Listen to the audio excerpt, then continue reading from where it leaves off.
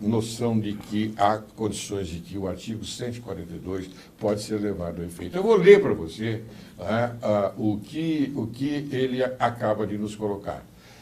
Artigo 49. É da competência exclusiva do Congresso Nacional, 11, inciso 11, zelar pela preservação de sua competência legislativa em face da atribuição normativa dos outros poderes. Artigo 142. As Forças Armadas, constituídas pela Marinha, pelo Exército e pela Aeronáutica, são instituições nacionais permanentes e regulares, organizadas com base na hierarquia e na disciplina, sob a autoridade suprema do Presidente da República e destinam-se à defesa da pátria, à garantia dos poderes constitucionais e, por iniciativa de qualquer destes, da lei e da ordem. É isso, professor? Exatamente. E eu tenho defendido, até já escrevi artigo, já dei conferência sobre isso, porque eu sou professor da Escola de Comando de Estado-Maior do Exército há 26 anos. E professor da Escola Superior de Guerra, e sou professor emérito das duas organizações. Quando você tem 80 anos, você ganha professor emérito.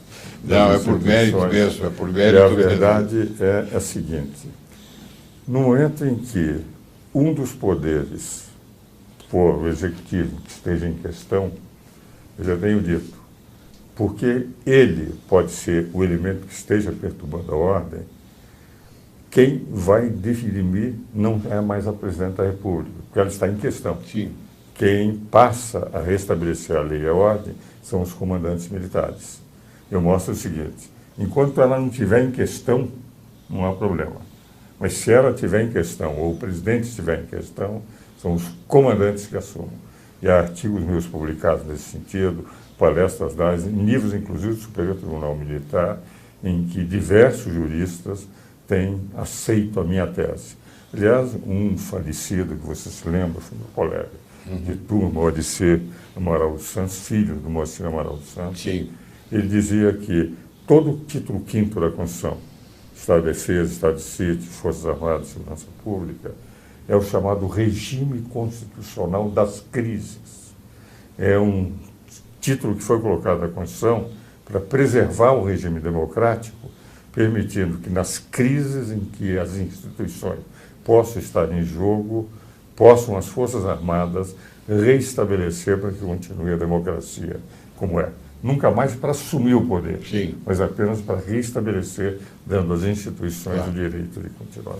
Sim, eu vou agora fazer uma colocação, me perdoem, eu quero provocar, porque a realidade está aí. Nós enxergamos e vemos coisas que não nos agradam. Como é que as Forças Armadas poderiam tomar essa decisão se o ministro da Defesa é um comunista, me perdoe a adjetivação, de carteirinha? Ele manda nas Forças Armadas. Não, mas veja o seguinte: pela minha interpretação, se estiver em jogo a presidência, quem vai e pode assinar o programa são os comandantes. Comandantes. Não são mais, porque o ministro da Defesa é apenas um órgão, é comandado da Presidência da República. Então, na prática, como o Poder Executivo está em xeque, seriam os comandantes. Tese essa que muitos constitucionalistas têm defendido. Apesar de estar na Constituição, o que demonstra que o nosso Constituinte pensou bem em equacionar os problemas se houver uma crise institucional séria, eu não acho que nem o presidente da Câmara, nem o presidente do Senado terão coragem de aplicar o 49, inciso 11. Isso é realmente muito patriotismo, muita coragem para que diga o Supremo Tribunal Federal: o Poder Supremo é extremamente importante. Tem pessoas do mais alto nível, mas tem que se ater às suas funções de legislador negativo e jamais de legislador positivo. O que você acha, Carlos? Eu iria até um pouco mais longe, dizendo o seguinte: essas crises de confiança, de credibilidade, refletem no país como um todo, na falta de investimento e no desaparecimento de interessados em aplicar seus recursos financeiros do país. Eu acho que não seria um despropósito sustentar uma renúncia coletiva, porque se na Câmara existem suspeitas, no Senado existem suspeitas, no Executivo também, nós precisaríamos partir de uma renúncia coletiva e talvez antecipar umas eleições para o Brasil, e tal, com uma mini reforma constitucional, e tornar o sistema recall ou o parlamentarismo ou o semiparlamentarismo. Sim. Porque essa crise de hoje é uma crise jamais vivida em toda a história do país. Eu quero provocar, porque a realidade está aí. Nós enxergamos e vemos coisas que não nos agradam. Como é que as Forças Armadas poderiam tomar essa decisão se o ministro da Defesa é um comunista, me perdoe a adjetivação, de carteirinha? Ele manda nas Forças Armadas. Não, mas veja o seguinte, pela minha interpretação, se estiver em jogo a presidência, quem vai e assinar o programa são os comandantes. Comandantes. Não são mais, porque o ministro da Defesa é apenas um órgão, é comandado da presidência da República. Então, na prática, como o Poder Executivo está em xeque, seriam os comandantes. Até um dos poderes, for o Executivo, que esteja em questão, eu já tenho dito, porque ele pode ser o elemento que esteja perturbando a ordem, quem vai definir não é mais a Presidente da República, porque ela está em questão. Sim. Quem passa a restabelecer a lei e a ordem são os comandantes militares. Eu mostro o seguinte, enquanto ela não estiver em questão, não há problema. Mas se ela estiver em questão, ou o presidente estiver em questão, são os comandantes que assumem.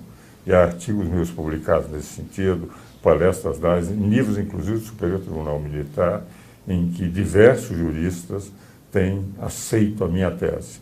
Aliás, um falecido... Com base na hierarquia e na disciplina, sob a autoridade suprema do Presidente da República, e destinam-se à defesa da pátria, à garantia dos poderes constitucionais e, por iniciativa de qualquer destes, da lei e da ordem. É isso, professor? Exatamente. E eu tenho defendido, até já escrevi artigos, já dei conferência sobre isso, porque eu sou professor da Escola de Comando de Estado-Maior do Exército há 26 anos, e professor da Escola Superior de Guerra, e sou professor emérito das duas organizações. Quando você tem 80 anos, você ganha professor emérito. Não, é por mérito mesmo, é por mérito. E a verdade é a seguinte, no momento em que, você se lembra, foi meu colega de turma, o Odisseu Amaral dos Santos, filho do Moacir Amaral dos Santos, Sim.